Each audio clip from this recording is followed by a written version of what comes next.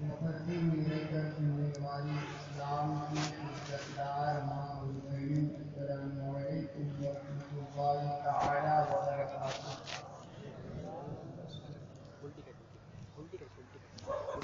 یا الہی رحم فرما مصطفیٰ کے واسطے، یا رسول اللہ کے خدا کے واسطے، مشکلیں رکھ کر چلے مشکل کشا کے واسطے، کربلا کے رب شہید کربلا کے واسطے، سید سجاد کے صدقے مثال کرم دے، علم حق دے غافل علم رضا کے واسطے، صدق صادق کا تصدق صادق الاسلام پر، بے غضب راضی مقادم اور رضا کے واسطے، صدقاً آیا حدیث عین علم و عمل، عفو طاعات یقین سب بلا کے واسطے، وصلی اللہ تعالی علی خیر خلقہ محمد وعلی آلہ واصحابہ اجمعین، آمین برحمتک یا ارحم الراحمین۔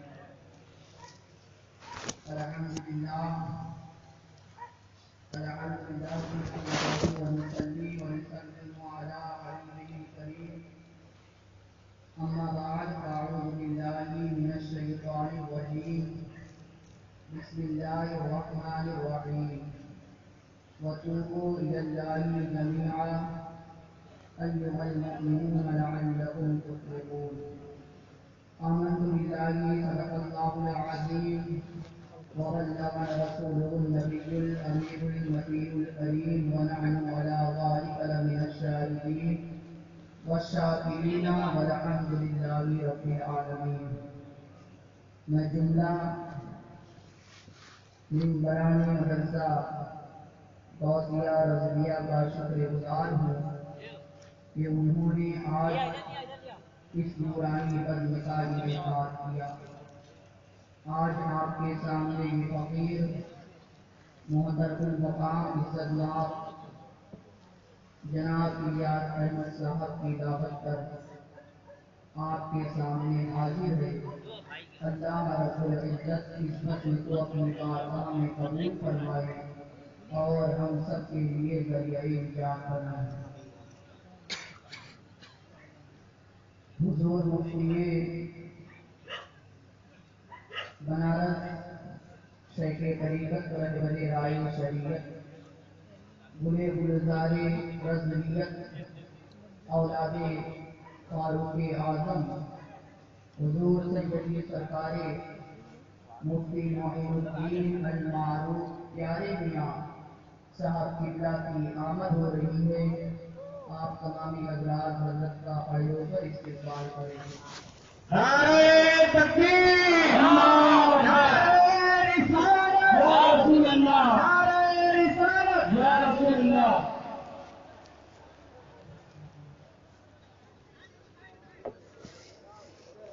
نعرہ تکبیر، نعرہ رسالت، حضرت علامہ الحاج محی الدین احمد فاروقی صاحب قبلہ، نعرہ تکبیر، نعرہ رسالت، یا رسول اللہ، خانقاہ حمیدیہ رشیدیہ، نعرہ تکبیر، نعرہ رسالت، علماء اہل سنت، نعرہ تکبیر، نعرہ رسالت، نعرہ رسالت۔ بیٹھ جائیں آپ لوگ، کتنی جگہ بیٹھ جائیں، تشریف رکھیں آپ۔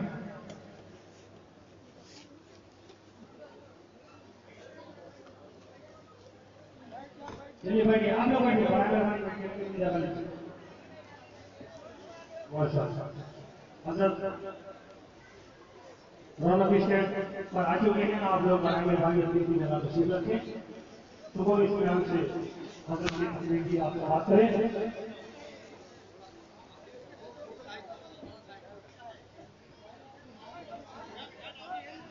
جس بھائی کی اگلی بار کی چابی گم ہو گئی، بنا کے خالی اسٹیج سے آ کر لے لیں۔ ٹی وی ایس یا میسٹر ایکٹیوا جو بھی ہو، وہ آ کر اسٹیج سے اپنی چابی بنا کر خالی لے لیں۔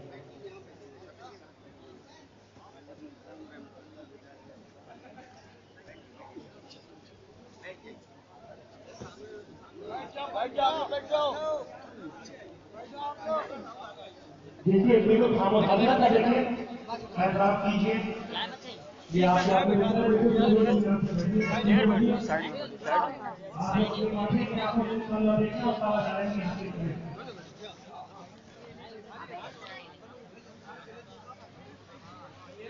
ایک بہت ہی بڑا معاملہ موجود ہے.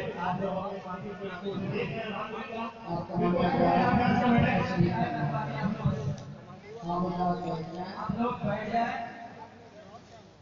علماء کرام کی خدمت کریں اور آپ لوگ بیٹھ جائیں. جگہ اپنی اپنی لے کے بیٹھ جائیں اپنی جگہ پہ.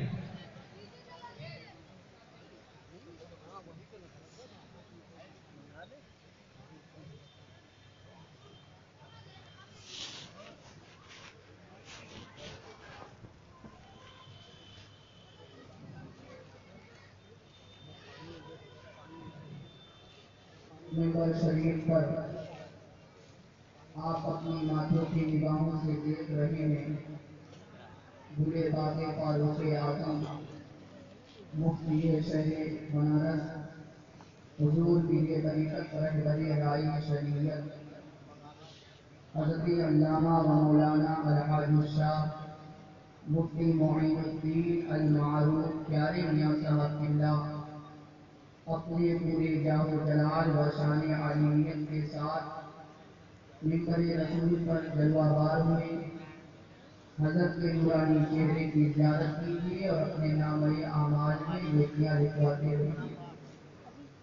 خطبہ مسنونہ کے بعد جس آیت کلام پاک کی تلاوت کرنے کا شرف حاصل کیا، آئیے ہم اور آپ سب سے پہلے یہ زبان و یہ خیال ہو کر آقا نامدار مدنی تاجدار دو عالم کے مالک و مختار جناب احمد مصطفیٰ محمد عربی روح کلام صلی اللہ علیہ وسلم کی بارگاہ میں غلامی کا سلوک پیش کریں. اللہم صل علی سیدنا مولانا محمد معدن الجود والکرم وآلہ وبارک وسلم. صلو علیہ الصلاۃ والسلام علیک یا رسول اللہ صلی اللہ تعالی علیہ وسلم. جو حضرات اپنی اپنی موبائل میں تصویر کھینچ رہے ہیں وہ برائے مہربانی اس برکت سے باز آ جائے. اللہ تبارک و تعالیٰ آیت کریمہ میں ارشاد فرماتا ہے اور تم سب کی سب مکمل طور پر توبہ کرو اے ایمان والو تاکہ تم فلاح پا جاؤ تاکہ تم کامیابی پا جاؤ. عزیزان گرامی وقار، آج ہماری قوم کا نوجوان گناہوں کے بندر میں پھنستا چلا جا رہا ہے. اسے کون سا طریقہ اختیار کرنا چاہیے کہ وہ گناہوں سے باز آ جائے. آج ضرورت اس بات کی ہے کہ اپنے معاشرے سے گناہوں کا جنازہ نکالا جائے، اپنے معاشرے کو ایک پاک و صاف معاشرہ بنا دیا جائے. عزیزان گرامی وقار، یاد رکھنا آج جتنے بھی گناہ پائے جا رہے ہیں ان سب کی واحد وجہ یہی ہے کہ ہمارے دلوں میں اللہ کا خوف نہیں ہے. یاد رکھنا جس بندہ مومن کے دل میں اللہ کا خوف ہوگا وہ اپنے ہاتھوں میں کبھی شراب کا جام نہیں لے گا. جس بندہ مومن کے دل میں اللہ کا خوف ہوگا اس کی نمازیں کبھی قضا نہیں ہوگی. جس بندہ مومن کے دل میں اللہ کا خوف ہوگا وہ کبھی بدکاری کی طرف نہیں جائے گا. جس بندے مومن کے دل میں اللہ کا خوف ہوگا وہ کبھی اپنے آپ کو گناہوں کی طرف لے کر نہیں جائے گا. یاد رکھنا مومنو، آج جتنے بھی گناہ پائے جا رہے ہیں ان سب کی واحد وجہ یہی ہے کہ ہمارے دلوں میں اللہ کا خوف نہیں ہے. آؤ ذرا دیکھو، اللہ کے رسول صلی اللہ علیہ وسلم ارشاد فرماتے ہیں جو بندہ مومن اللہ کے خوف سے روتا ہے اور اپنے آنکھوں سے ندامت کا آنسو بہاتا ہے، اللہ کے رسول ارشاد فرماتے ہیں کہ اس پر جہنم کی آگ حرام کر دی جاتی ہے. ایک حدیث مبارکہ میں آقا ارشاد فرماتے ہیں جو بندہ اللہ کے خوف سے روتا ہے وہ اس طرح کا ساتھ ہو جایا کرتا ہے جیسے کہ اس نے اس سے پہلے کبھی گناہ نہیں کیا ہے. آؤ ذرا دیکھو، گناہوں سے توبہ کرنے والا اللہ کی بات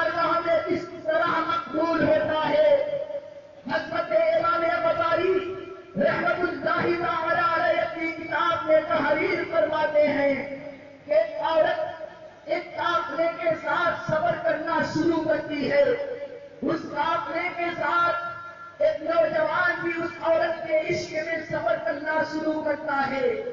وہ قافلہ رات کی تنہائی میں ایک سناٹی جگہ میں پہنچا ہے۔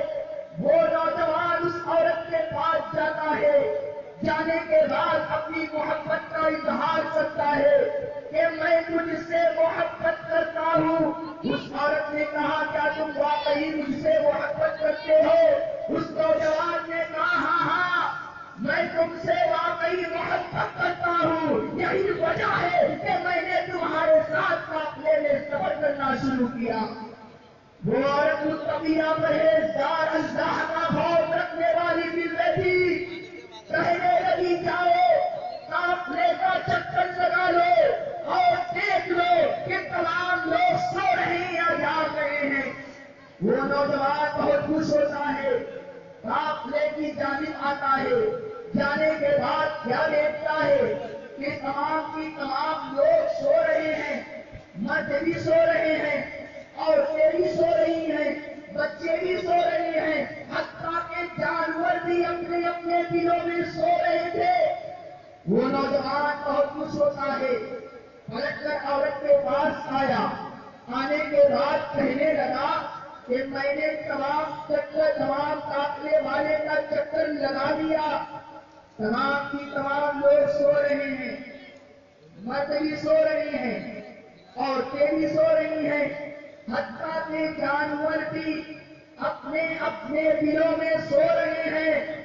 وہ عورت متقیہ پرہیزگار تھی، اللہ کا خوف دل میں رکھنے والے تھی، تڑپ کر کہنے لگی اے نوجوان ذرا یہ تو بتا کہ کوئی ایسی ذات ہے جو کبھی سوتی رہی ہے؟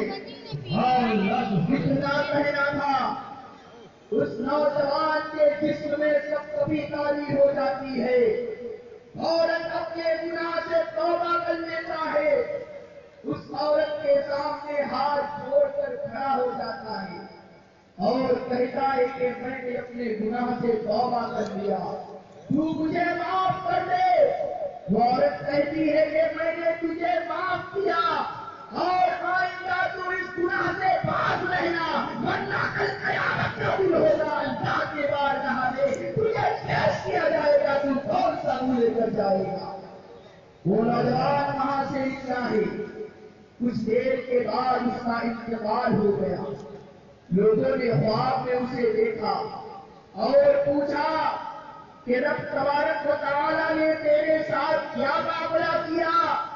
اس نوجوان نے کہا سنو، ایک مرتبہ میرے دل میں زنا کرنے کی لت پیدا ہوئی تھی، لیکن خوف خدا کی بنیاد پر میں نے اس گناہ کو ترک کر دیا تھا، جس کے بدلے میں اللہ رب العزت نے ہمارے تمام گناہوں کو معاف کر کے جنت کا حقدار بنایا۔ اور آگے چلے مومنو، حضرت موسیٰ پیغمبر علی نبینا علیہ الصلوۃ والسلام کا زمانہ ہے۔ آپ کے زمانے میں آپ کا ایک امتی تھا جو بہت بڑا سوداگر تھا، بہت بڑا مالدار تھا۔ اس کے پڑوس میں ایک غریب شخص رہا کرتا تھا، اس کے بال بچے زیادہ تھے، غربت کا ماحول تھا۔ ایک دن اس کی بیوی نے اپنے شوہر سے کہا کہ تمہیں نماز روزہ سے فرصت نہیں ملتی اور ادھر بال بچے بھوک اور پیاس کی شدت سے پریشان ہیں۔ تو اس شخص نے کہا فلاں یہودی تاجر کے یہاں چلی جاؤ، جانے کے بعد اس سے کچھ سامان لے کر آؤ اور بچوں کو بنا کر کھلا دو۔ وہ عورت اپنے گھر سے اپنے قدم کو باہر نکالتی ہے، اس یہودی تاجر کے پاس پہنچی ہے۔ پہنچنے کے بعد کہا سنو، میں تمہارے پڑوس میں رہتی ہوں اور پڑوسیوں کے بڑے حقوق ہوا کرتے ہیں۔ اس یہودی تاجر نے کہا کہو کیا بات ہے؟ اس نے کہا میرے بال بچے بھوک اور پیاس کی شدت سے پریشان ہیں، تم ان کے کھانے پینے کا کچھ انتظام کر دو۔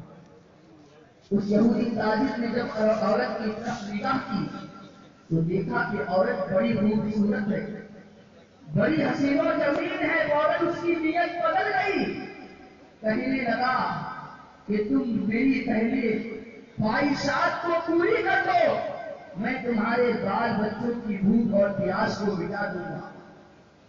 وہ عورت متقیہ تھی، پرہیزگار تھی، عورت طرف جاتی ہے اور کہتی ہے کہ ایسا نہیں ہو سکتا۔ عورت الٹے قدم اپنے پاؤں کو اس یہودی تاجر کے گھر سے نکال دیا۔ ادھر بچے بھوک اور پیاس کی شدت سے پریشان ہیں اور اس انتظار میں ہے کہ ماں آئے گی، اس کھانے کا انتظام کرے گی۔ جوڑی ماں روتے ہوئے گھر کو آئی ہے، بچوں نے ماں کے دامن کو پکڑ لیا اور کہا ماں کیا ہوا؟ ماں نے کہا اس یہودی تاجر نے ایسا ایسا کہا ہے۔ بچے بھوک اور پیاس کی شدت سے تڑپ رہے ہیں، بلک رہے ہیں، لیکن وہ یاد رکھنا ماں کی ممتا ہوتی ہے۔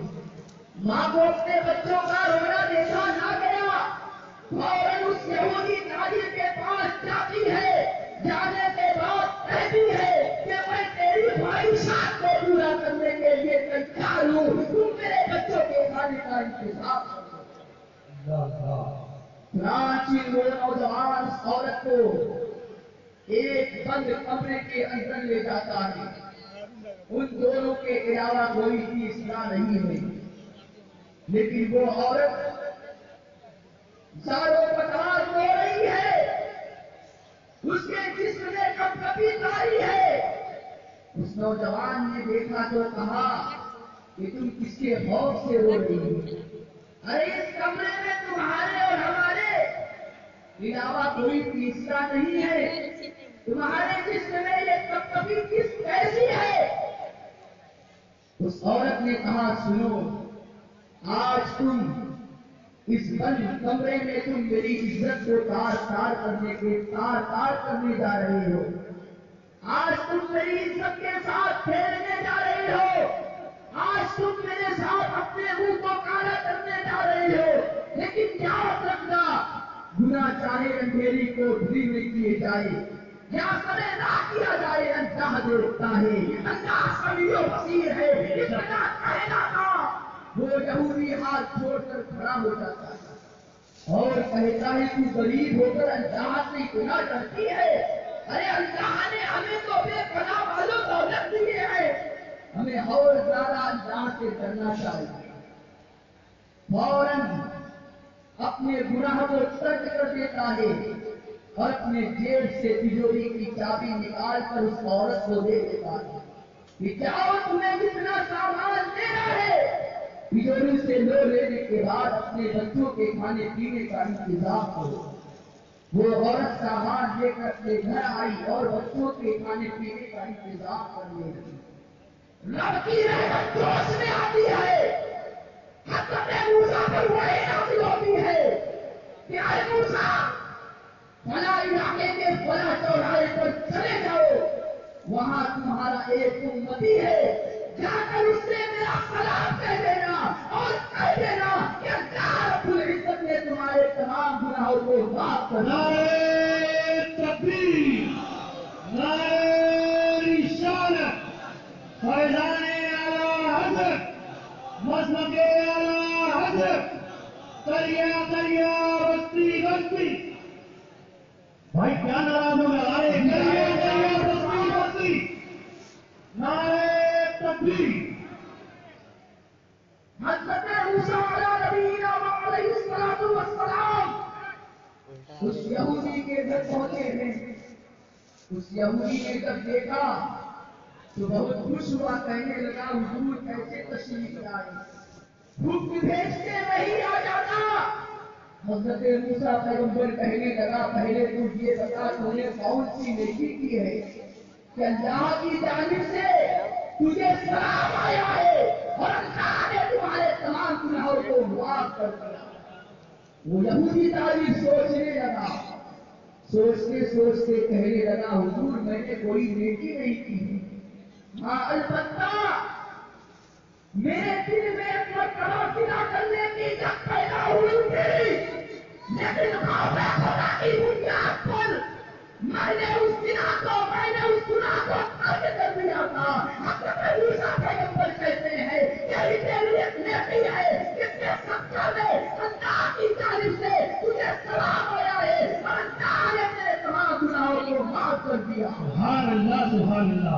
مومنوں، آج ہم اپنا جائزہ لیں کہ ہم آج اپنے بھائی کو قبرستان لے جاتے ہیں اور ایک کنارے بیٹھ کر فضول باتوں میں وقت گزار دیا کرتے ہیں، ایک کنارے بیٹھ کر سگریٹ وغیرہ پینے میں وقت گزار دیا کرتے ہیں۔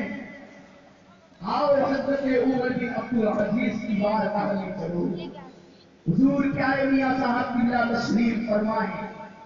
حضرت عمر بن عبدالعزیز ایک مرتبہ اپنے شادی کو قبرستان سفر کرنے کے لیے لے گئے ہیں، قبر کے سرانے کھڑے ہیں، زار و قطار رونے لگے، لوگوں نے پوچھا اے عمر بن عبدالعزیز آپ کس کے خوف سے رو رہے ہیں، آپ اس قدر کیوں رو رہے ہیں؟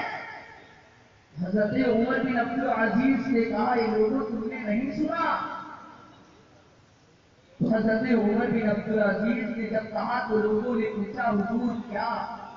تو حضرت عمر بن عبدالعزیز نے کہا اے لوگوں جب میں قبر کے پاس گیا اور قبر سے میں نے سوال کیا اے قبر تو اپنے اندر آنے والے کے ساتھ کیا سلوک کرتی ہے؟ تو قبر سے آواز آئی اے عمر بن عبدالعزیز میں اپنے اندر آنے والے انسان کے خون کو چوس لیتی ہوں، اس کی ہڈیوں کو پیس لیتی ہوں۔ اے لوگوں یہی تصور مجھے ملا رہا ہے، وہ عمر بن عبدالعزیز جو قبر کے سوال کو، قبر کے جواب کو سن کر زار و قطار رو رہے ہیں۔ مومنوں صحابہ کرام کی زندگی کا مطالعہ کرو، حضرت عثمان غنی کی بارگاہ میں چلو، حضرت عثمان غنی پر جب اللہ کا خوف طاری ہوتا تھا، یہ جنتی صحابی ہیں، اللہ کے رسول نے انہیں دنیا میں جنت کی بشارت دے کر بتلا دیا تھا عثمان تم جنتی ہو۔ حضرت عثمان غنی پر جب اللہ کا خوف طاری ہوتا تھا تو اس قدر روتے تھے، اس قدر روتے تھے کہ ان کی داڑھی مبارک آنسوؤں سے تر ہو جایا کرتی تھی۔ لوگ کہتے تھے اے عثمان غنی آپ اس قدر خوف کیوں کرتے ہیں؟ ارے آپ کو داماد رسول ہیں، آپ کو جنتی ہیں، آپ کو رب کی جانب سے ذوالنورین کا لقب ملا ہے، آپ اس قدر خوف کیوں کرتے ہیں؟ آپ اس قدر کیوں روتے ہیں؟ مومنوں حضرت عثمان غنی کے جملے کو نوٹ کر لو۔ حضرت عثمان غنی نے جواب دیا تھا کہ سنو، قبر آخرت کی منزل میں سے پہلی منزل ہے، اگر قبر کی منزل آسان ہو گئی تو آخرت کی منزل آسان ہو جائے گی، اگر قبر کی منزل سخت ہو گئی تو آخرت کی منزل سخت ہو جائے گی۔ کسی شہید کی شہادت کی گواہی فضل کا میدان دے گا، کسی شہید کی شہادت کی گواہی خندق کا میدان دے گا، کسی شہید کی شہادت کی گواہی تبوک کا میدان دے گا، کسی شہید کی شہادت کی گواہی یورپ کا میدان دے گا، کسی شہید کی شہادت کی گواہی کرب و بلا کا میدان دے گا۔ اے عثمان غنی ہم آپ کے مقدر پر قربان کہ آپ کی شہادت کی گواہی خدا کا کلام دے گا، کیونکہ جب آپ کی شہادت ہوئی ہے تو آپ کے خون کا قطرہ کلام اللہ پر پڑا ہے۔ میرے ملت کے نوجوان بزرگوں دوستوں اپنے اعمال کا جائزہ لو کہ آج ہم کس قدر گناہوں میں ملوث ہیں، گناہ بری زندگی بسر کر رہے ہیں۔ آج ایک سچ چھپانے کے لیے نہ جانے کتنے جھوٹ بولے جا رہے ہیں۔ آؤ آقا علیہ الصلوۃ والسلام کی بارگاہ میں چلیں۔ اللہ کے رسول صلی اللہ تعالی علیہ وسلم تشریف فرمائے، صحابہ کرام کی انجمن لگی ہوئی، ایک شخص آتا ہے، آنے کے بعد کہتا ہے یا رسول اللہ میں اسلام قبول کرنا چاہتا ہوں، یا رسول اللہ میں مومن بننا چاہتا ہوں، یا رسول اللہ مگر میرے اندر 4 برے عیب پائے جاتے ہیں، یا رسول اللہ میں شراب پیتا ہوں، میں زنا کرتا ہوں، میں چوری کرتا ہوں، یا رسول اللہ میرے اندر جھوٹ بولنے کی بڑی عادت ہے، یا رسول اللہ مگر میں مومن بننا چاہتا ہوں۔ ہاں ان چاروں عیب کو میں ایک ساتھ چھوڑ نہیں سکتا، مگر آپ کہیں گے تو یا رسول اللہ ان میں سے میں ایک عیب چھوڑ سکتا ہوں۔ اللہ کے رسول صلی اللہ تعالی علیہ وسلم نے اسے کلمہ پڑھا کر اسلام میں داخل کر دیا۔ وہ نوجوان مومن بن جاتا ہے کہ اللہ کے رسول نے فرمایا کہ اے نوجوان، تیرے اندر 4 برے عیب پائے جاتے تھے۔ اس شخص نے کہا یا رسول اللہ میرے اندر 4 برے عیب پائے جاتے تھے۔ تو اللہ کے رسول نے فرمایا کہ میں تجھے وصیت کرتا ہوں کہ تو کبھی جھوٹ مت بولنا۔ وہ نوجوان دربار نبوت کے لیے وعدہ کر دیتا ہے یا رسول اللہ میں آپ کے دربار میں یہ وعدہ کرتا ہوں کہ میں کبھی جھوٹ نہیں بولوں گا۔ وہ نوجوان مومن بن کر دربار نبوت میں وعدہ لے کر چلا ہے، کچھ دن گزرا ہے، اس کے دل میں زنا کرنے کی لت پیدا ہوئی، زنا کرنے کے ارادے سے نکلا، جوڑی جوڑی ٹوٹ گیا، دل میں خیال آیا اگر زنا کر کے پکڑا گیا تو جھوٹ نہیں بول سکتا، کیونکہ دربار نبوت میں میں نے وعدہ کر دیا ہے اور یہ وعدہ میں توڑ نہیں سکتا، اگر سچ بولتا ہوں تو سب ساتھ دیا جاؤں گا۔ چنانچہ اس نے زنا کرنے سے توبہ کر لی۔ کچھ دن اور گزرا، چوری کرنے کی لت پیدا ہوئی، چوری کرنے کے ارادے سے نکلا، دل میں خیال آیا اگر چوری کرتے ہوئے پکڑا گیا تو جھوٹ نہیں بول سکتا، کیونکہ دربار نبوت میں میں نے یہ وعدہ کر لیا ہے کہ یا رسول اللہ میں کبھی جھوٹ نہیں بولوں گا، اگر سچ بولتا ہوں تو ہاتھ کاٹ لیے جائیں گے۔ چنانچہ اس نے چوری کرنے سے بھی توبہ کر لیا۔ کچھ دن اور گزرا، شراب پینے کی لت پیدا ہوئی، شراب پینے کے ارادے سے نکلا، دل میں خیال آتا ہے اگر شراب پینے پکڑا گیا تو جھوٹ نہیں بول سکتا، کیونکہ مصطفیٰ جان رحمت کی بارگاہ میں میں نے وعدہ کر لیا ہے اور یہ وعدہ میں توڑ نہیں سکتا، اگر سچ بولتا ہوں تو توڑے والے جائیں۔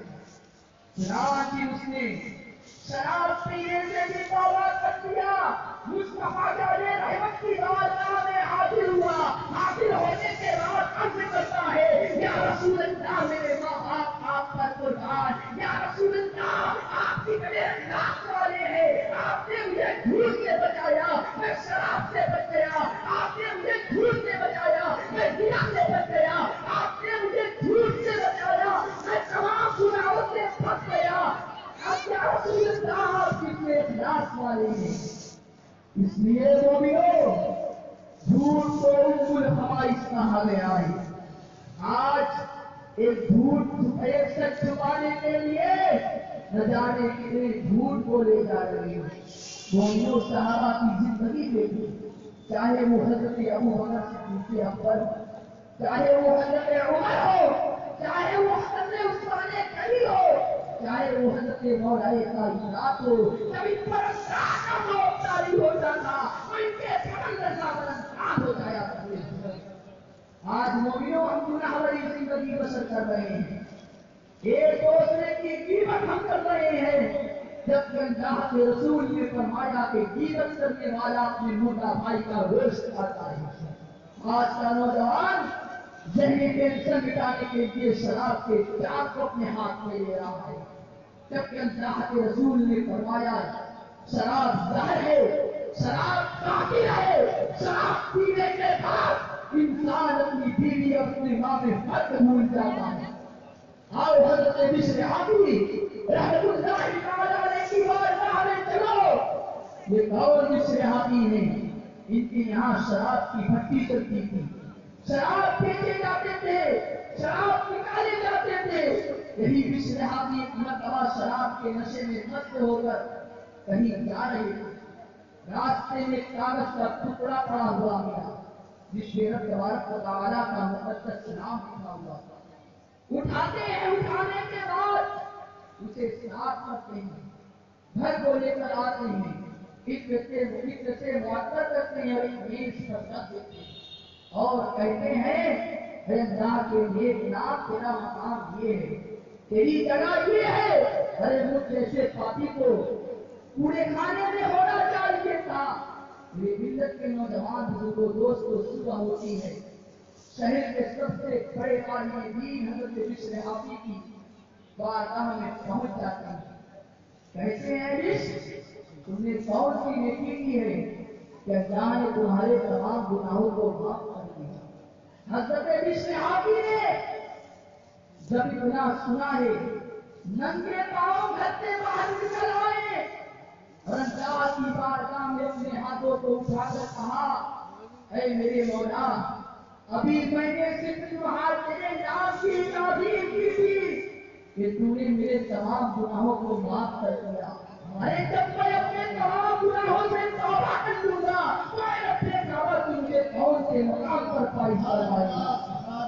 وہی بشر حافظ اتنے بڑے اللہ کے ولی بنے، اتنے بڑے اللہ کے ولی بنے کہ لوگوں نے کہا بشر اپنے پیروں میں آپ چپل کیوں نہیں پہنتے؟ تو بشر حافظ نے کہا کہ میں اللہ کی بنائی ہوئی زمین پر چپل پہن کر نہیں چل سکتا. لوگوں نے کہا بشر کے راستے میں کانٹے بچھا دیے جائیں، گندگیاں اٹھا دی جائیں. آپ کے قیدی سے آواز آتی تھی کہ میں نے بشر کے دل کو گناہوں سے پاک کر دیا. ایسے حال میں دنیا کی گندگی بشر کے پاؤں کو نہیں چھو سکتی. میرے ملت کے نوجوان دوست، آج ضرورت اس بات کی ہے کہ اپنے گناہوں سے توبہ نیک عمل اختیار کیجیے، نمازوں کی پابندی کیجیے، کیونکہ نماز افضل عبادت ہے. بے نمازیوں کو بروز قیامت کی بھیڑ کی شکل میں اٹھایا جائے گا. اس لیے نماز کی پابندی کیجیے، نیک عمل اختیار کیجیے. آخر میں جاتے جاتے میں آپ کو اس بات بتا دینا چاہتا ہوں کہ وہ بھی اپنے ہاتھوں میں مسلک اعلیٰ حضرت کو مضبوطی کے ساتھ تھامے رہے. حضور پیارے میاں صاحب کی تشریف فرمائے حضرت کی موجودگی میں بول رہا ہوں کہ اپنے ہاتھوں میں مسلک اعلیٰ حضرت کو مضبوطی سے تھامے رہے. کیونکہ آج مومنوں کچھ لوگ ایسے ہیں جو اپنے اور غیروں میں فرق کو مٹانا چاہتے ہیں، اپنے اور غیروں میں جو امتیاز ہے اسے ختم کرنا چاہتے ہیں.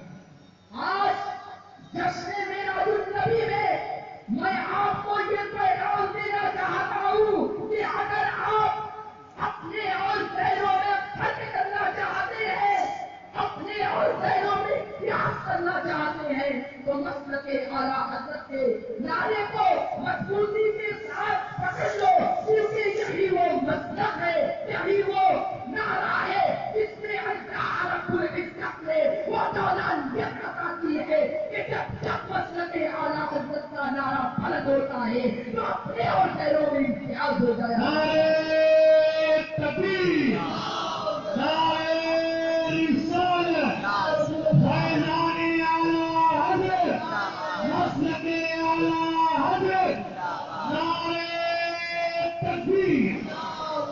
سبحان اللہ، سبحان اللہ. آج کچھ لوگ کہتے ہیں کہ مسلک اعلیٰ حضرت پانچواں مسلک ہے، مسلک اعلیٰ حضرت نیا مسلک ہے. اے نادانو، مسلک اعلیٰ حضرت کوئی نیا مسلک نہیں ہے، بلکہ یہ وہی مسلک ہے جو رسول اللہ کا مسلک تھا، یہ وہی مسلک ہے جو صحابہ کرام کا مسلک تھا، یہ وہی مسلک ہے جو صدیق اکبر کا مسلک تھا، یہی وہ مسلک ہے جو عمر کا مسلک تھا، یہی وہ مسلک ہے جو حضرت عثمان غنی کا مسلک تھا، یہی وہ مسلک ہے جو مجدد الفسانی کا مسلک تھا، جو حضرت غوث اعظم کا مسلک تھا، یہی وہ مسلک ہے، جو خواجہ اجمیری کا مسلک تھا، یہی وہ مسلک ہے، جو حضرت مخدوم زندہ کا مسلک تھا، یہی وہ مسلک ہے. اے مسلک اعلیٰ حضرت کو نیا اور پانچواں مسلک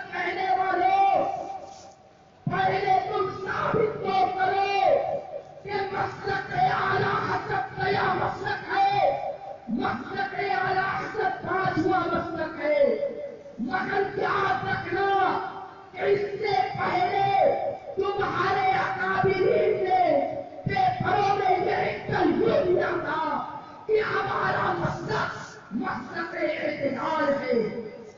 میں تم سے پوچھتا ہوں کہ جس مسلک کو تم نے مسلک اعتدال کا نام دیا، پہلے تم بتاؤ یہ تمہارا کون سا مسلک ہے؟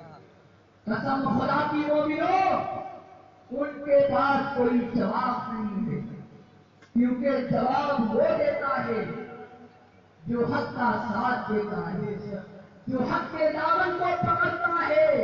الحمدللہ ہمارے ہاتھوں میں دامن اعلیٰ حضرت ہے، ہمارے ہاتھوں میں دامن مفتی اعظم ہے، ہمارے ہاتھوں میں دامن مجدد ارتسانی ہے، ہمارے ہاتھوں میں دامن مجاہد ملت ہے، ہمارے ہاتھوں میں دامن امین شریعت ہے.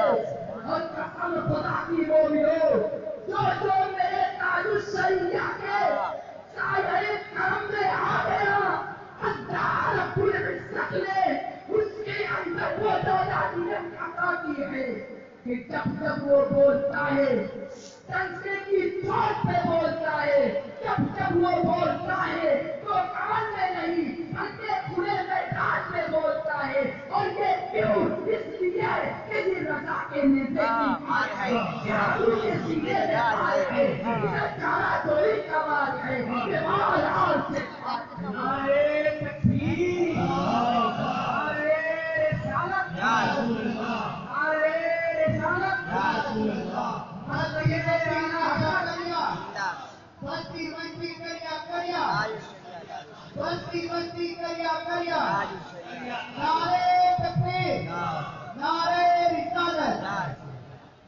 ہمیں سمجھ میں نہیں آتا کہ جس علاقے میں مسلک اعلیٰ حضرت کے ماننے والے لوگ ہوتے ہیں انہیں کو دبانے کی کوشش کی جاتی ہے، جبکہ بڑے بڑے جامعہ کے شیروں، بڑے بڑے قائد کہلانے والے ان لوگوں کے خلاف کوئی کارروائی نہیں کرتے جو اہل سنت کیا اسلام سے جن کا کوئی واسطہ نہیں ہے. آج مومنو ہم دیکھ رہے ہیں کہ بد مذہبیت کس طرح تیزی کے ساتھ پھیل رہی ہے، ان کے خلاف کوئی کارروائی نہیں ہو رہی ہے. روکا اسے جا رہا ہے جس کے ہاتھوں میں دامن اعلیٰ حضرت ہے، جس نے اپنی نسبت مفتی اعظم سے قائم کر لی. روکا اسے جا رہا ہے جس کے ہاتھوں میں دامن مجدد ارتسانی ہے، جس کے ہاتھوں میں دامن اعلیٰ حضرت ہے. میں کہتا ہوں میں روکنے والوں کان کھول کر سن لو، یہ وہ پابندی ہے جو نہ کبھی کسی کے روکنے سے روکی ہے نہ کسی کے دبانے سے دبی ہے. کبھی تو زمانہ پکار کر کہتا ہے کہ واقعی رفا کی تو ہے، تمہارا رفا ہے، وہ علاقہ رفا کا ہے. اگلے نے تو لکھا ہے پر تو کچھ نہیں صدی میں وہ تنہا رفا کا نبی کانفرنس دستار بندی نعرے حیدری مسلک اعلیٰ حضرت نعرے تکبیر نعرے رسالت. میں آخری میں ایک بات بیان کر کے آپ سے رخصت ہونا چاہتا ہوں. حضور پیارے میاں صاحب کی تشریف فرمائی حضرت کا خطاب ہوگا. آج مومنوں یہ اعتراض کیا جاتا ہے کہ جشن میلاد النبی اعلیٰ حضرت کا بھی ذکر ہو رہا ہے، جشن غوث اعظم ہے، اعلیٰ حضرت کا ذکر کیوں؟ جشن خواجہ غریب نواز ہے، اعلیٰ حضرت کا ذکر کیوں؟ جشن مجدد ارتسانی ہے، اعلیٰ حضرت کا ذکر کیوں؟ تو مومنوں یاد رکھنا اعلیٰ حضرت امام احمد رضا محدث بریلوی عشق رسول کے ایک سچے مجسمے کا نام ہے.